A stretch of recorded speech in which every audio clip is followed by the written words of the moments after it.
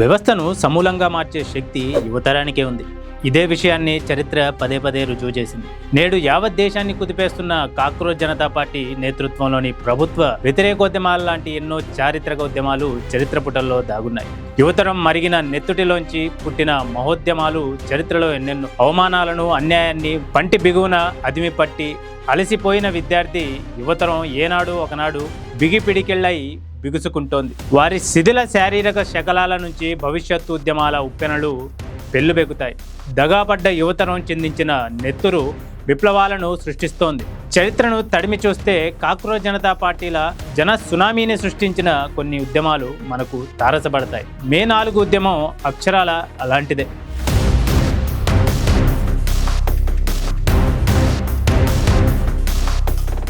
మే 4 ఉద్యమం అక్షరాల అలాంటి మహోద్యమమే. 1919 మే 4 చైనా చరిత్రను మార్చేసిన తేదీ. ప్రపంచానికి సాంస్కృతికోద్యమం రుచి చూపించిన రోజది. చైనా విప్లవానికి తొలి అడుగులు పడింది ఇక్కడే. మే 4 ఉద్యమంగా చరిత్రకెక్కిన ఈ యువజనోద్యమానికి బీజం పడింది 1919 మే 4న చైనాలోని బీజింగ్లో.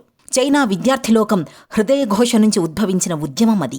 గుండెల నిండా జాతీయవాదంతో విద్యార్థులను రగుల్కొల్పిన సామ్రాజ్యవాద వ్యతిరేక సాంస్కృతిక రాజకీయ ఉద్యమం ఇదే.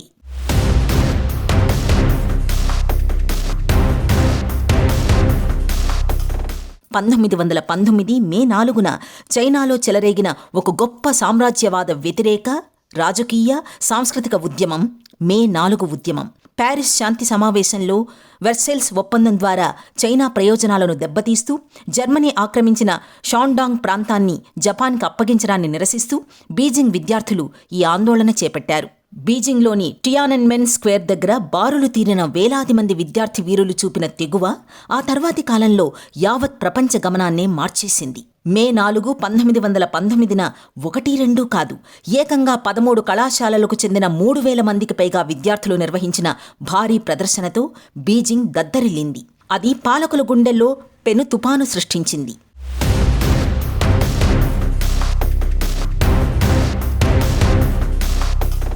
జర్మనీతో శాంతి ఒప్పందానికి వ్యతిరేకంగా ఈ ఉద్యమం మొదలయ్యింది.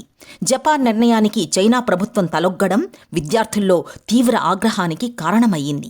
చైనా ప్రజల ప్రయోజనాలను పణంగా పెట్టి జపాన్కు అనుకూలంగా వ్యవహరించిన 2 అధికారుల్లో ఒకరైన సమాచార శాఖ మంత్రి ఇంటికి నిప్పు పెట్టి తగలబెట్టారు విద్యార్థులు. అంతేకాదు, జపాన్లోని చైనా మంత్రిపై దాడి చేశారు. చిన్న నిప్పురవ్వగా మొదలైన ఈ విద్యార్థి ఉద్యమం చూస్తుండగానే దావానలంలా మారింది. విద్యార్థి, యువతరం, మేధావులు చేయి కలిపారు. అతి కొద్ది రోజుల్లోనే ఈ ఉద్యమం చైనా దేశపు నలుదిశలా విస్తరించింది. దేశవ్యాప్తంగా ప్రదర్శనలు వెల్లువెత్తాయి. ఈ ఆందోళనల్లో పలువురు విద్యార్థులు ప్రాణాలు కోల్పోయారు. కొందరు తీవ్ర గాయాల పాలయ్యారు. ప్రభుత్వం నిర్బంధం ప్రయోగించింది. పోలీసులు 1000 మందికి పైగా విద్యార్థులను అరెస్ట్ చేశారు. జపనీస్ వస్తువులను బహిష్కరణకు పిలుపునిచ్చారు. 2 నెలలకు పైగా ఈ ఆందోళనను కొనసాగించారు. షాంఘై సహా ఇతర నగరాల్లోని వ్యాపారులు మద్దతుగా నిలిచారు. రెక్కలు తప్ప ఆస్తులు లేని కార్మికులు జూన్ 5 నుంచి వారం రోజుల పాటు విద్యార్థులకు మద్దతుగా సమ్మె చేశారు.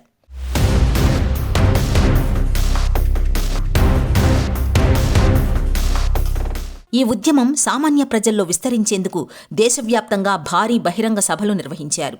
ఈ ఉద్యమంపై ప్రజలను చైతన్యం చేసేందుకు సాహిత్యపరంగా ఎన్నో ప్రయత్నాలు చేశారు. విద్యార్థి మేధావులు 400కు పైగా వ్యాసాలు, పుస్తకాలు ప్రచురించారు. ఇదే సాహితీ చైతన్యం చైనాలో మహిళా విముక్తి ఉద్యమానికి ఊపిరిలూదింది. సమాన హక్కుల కోసం మహిళా పోరాటాలు ఊపందుకున్నాయి. స్థానిక భాషా సాహిత్యం ఆవిర్భావానికి ఈ ఉద్యమం అంకురార్పణ చేసింది. అంతేకాదు, మహత్తర చైనా కమ్యూనిస్టు పార్టీ ఆవిర్భావానికి కూడా ఈ ఉద్యమం ప్రేరణనిచ్చింది. ఆ తదనంతర కాలంలో చైనాలోని ఆధునిక విద్యావంతులు రాజకీయాల్లో కీలక పాత్ర పోషించారు. ఈ ఉద్యమాన్ని నేషనలిస్ట్ పార్టీ, కువోమింటాంగ్, ఆ తర్వాత చియాంగ్ కైషేక్ జియాంగ్ జియేషి నడిపించారు. 1917-21 మధ్య చైనాలో జరిగిన మేధో విప్లవానికి, సామాజిక రాజకీయ సంస్కరణల ఉద్యమాలకు మే 4 విద్యార్థి యువతరం ఉద్యమమే పునాదిగా నిలిచింది.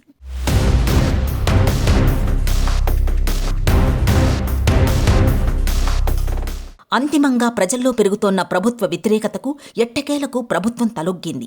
జపాన్కు అనుకూలంగా ఉన్న 3 అధికారులను విధుల నుంచి తొలగించింది. మంత్రివర్గం రాజీనామా చేసింది. చివరకు జర్మనీతో శాంతి ఒప్పందంపై సంతకం చేయడానికి చైనా నిరాకరించింది. చైనాను కుదిపేసిన మే 4 విద్యార్థి ఉద్యమం ప్రభుత్వం మెడలు వంచగలిగింది. దీంతో విద్యార్థి యువజన మేధో ఉద్యమం విజయవంతమయ్యింది. అవమానం మహాచెడ్డది. అది మనిషినే కాదు, వ్యవస్థను దహించి వేస్తోంది. దేశం తీరునే తలకిందులు చేసేస్తోంది. అహంకారులను కాలగర్భంలో కలిపేస్తోంది. బూజుపట్టిన భావజాలాలను సమూలంగా మార్చేస్తుంది. చాందసత్వాన్ని కుకటి వేళ్లతో పెకిలిచ్చేస్తోంది. మొత్తంగా వ్యవస్థకు పట్టిన చీడను నులిమి చంపేస్తుంది. అంతిమంగా సమసమాజ కాంక్షకు ఊపిరిలూదుతోంది. ఫ్రెంచ్ రెవల్యూషన్ అవమానం నుంచే పుట్టింది.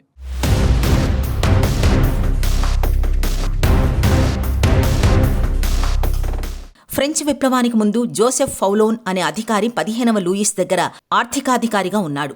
ఫైనాన్సెస్ కంట్రోలర్ అండ్ జనరల్గా ఉన్న ఈ అధికారి దౌర్జన్యాలకు సామాన్యులు విలవిల్లాడారు. ప్రధానంగా రైతుల పట్ల ఫౌలోన్ అత్యంత దుర్మార్గంగా వ్యవహరించేవాడు. పేదలను పీడించేవాడు. నిరుపేదలను దోచుకు తినేవాడు. ఫ్రాన్స్లో పేదలు, రైతుల పరిస్థితి అత్యంత దయనీయంగా మారింది. అదే సమయంలో కరవొచ్చి జనం ఆకలి చావులకు గురయ్యారు. అలాంటి సమయంలో ఆ దుర్మార్గులకు రొట్టె లేకపోతే గడ్డి తిని బతకమనండి అని ఆయన వ్యాఖ్యానించినట్టు కొందరు చరిత్రకారులు చెబుతారు. రైతాంగాన్ని అవమానించిన జోసెఫ్ ఫౌలోన్ వ్యాఖ్యలే ఫ్రెంచ్ విప్లవానికి దారితీసినట్లు కొందరు చరిత్రకారుల విశ్లేషణ.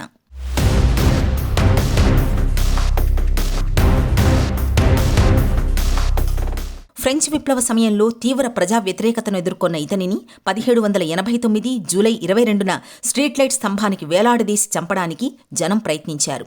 అయితే ఉరితీయడానికి ఉపయోగించిన తాళ్లు అనేకసార్లు తెగిపోవడంతో చివరకు కడుపు మండిన జనం ఆ అవినీతి దోపిడీదారు అయిన అధికారి తలను నరికివేశారు. ఆ తర్వాత అతని తలను ఒక ఈటకు గుచ్చి నోటిలో గడ్డిని ఉంచి ప్యారిస్ వీధుల్లో ఊరేగించారు. అదే సమయంలో ప్యారిస్ పరిపాలనాధికారి అయిన అతని అల్లుడు లూయిస్ బెనింగ్నే ఫ్రాంకోయిస్ బెట్టియర్ డి సావెగ్నీ అనే వ్యక్తిని స్ట్రీట్ లైట్ స్తంభానికి వేలాడదీసి చంపేశారు జనం. సంపూర్ణ విప్లవం, దీన్నే టోటల్ రెవల్యూషన్ అంటారు. భారతదేశాన్ని ఒక కుదిపేసిన మహోన్నత ఉద్యమం ఇది. కాంగ్రెస్ పార్టీ ఏకపక్ష విధానాలకు వ్యతిరేకంగా ప్రజా సమస్యలే ఎజెండాగా, సామాజిక సమానత్వం అంతఃసూత్రంగా మన దేశంలో విద్యార్థి యువతరం నాయకత్వంలో ఆవిర్భవించిన బీహార్ ఉద్యమం పేరే టోటల్ రెవల్యూషన్. దేశవ్యాప్తంగా సంచలనం సృష్టించిన ఈ ఉద్యమాన్ని అణిచివేసేందుకు ఇందిరాగాంధీ ఎమర్జెన్సీ ప్రకటించింది. చివరకు చరిత్రలో అదో చీకటి అధ్యాయంగా మిగిలిపోయింది.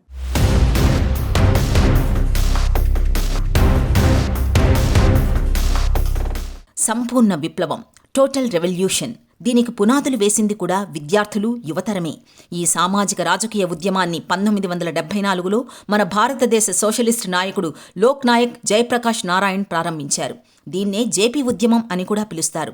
బీహార్లో విచ్చలవిడిగా పెరిగిన ధరలకు వ్యతిరేకంగా, ఆనాటి కాంగ్రెస్ ప్రభుత్వ దుర్మార్గపు పాలనకు వ్యతిరేకంగా విద్యార్థులు ప్రారంభించిన నిరసనోద్యమం ప్రభుత్వాన్ని గద్దెదించే మహోద్యమంగా మారింది. క్రమంగా ప్రజాస్వామ్యయుతమైన జవాబుదారీతనాన్ని డిమాండ్ చేసే ఒక దేశవ్యాప్త ఉద్యమంగా మారింది. ఇది నాటి ప్రధాని ఇందిరాగాంధీ ప్రభుత్వానికి వ్యతిరేకంగా ప్రతిపక్షాలను ఏకం చేసింది. అంతేకాదు, అంతిమంగా కేంద్రంలో భారతదేశపు మొట్టమొదటి కాంగ్రెసేతర ప్రభుత్వం అధికారంలోకి రావడంలో కీలక పాత్ర పోషించింది కూడా ఈ విద్యార్థి ఉద్యమమే. ఇదే ఉద్యమం రాజకీయ, ఆర్థిక, సామాజిక రంగాల్లో ఎన్నో మార్పులకు కారణమయ్యింది. సమాజంలోని అనేక కోణాల్లో చైతన్యాన్ని పెంపొందించడం లక్ష్యంగా టోటల్ రెవల్యూషన్ ఉద్యమానికి ఊపిరిలూదింది. ఈ ఉద్యమంలో మేధావులు, యువతరం, విద్యార్థులు ప్రధానంగా భాగస్వాములయ్యారు. అంతిమంగా ఈ ఉద్యమం దేశంలో తొలిసారి కాంగ్రెసేతర ప్రభుత్వానికి అంకురార్పణ చేసింది.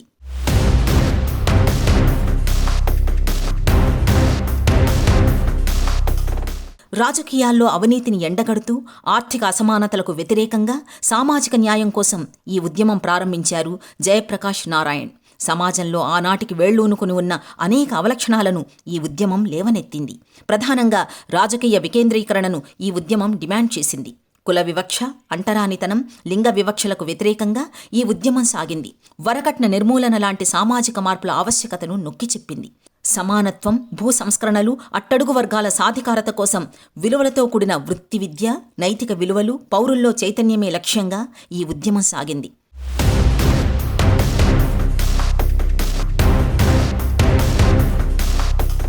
అంతెందుకు, తెలంగాణ భాషను, యాసను, యావత్ తెలంగాణ ప్రజలను అవమానించినందుకే తెలంగాణ ఉద్యమం ఆవిర్భవించింది.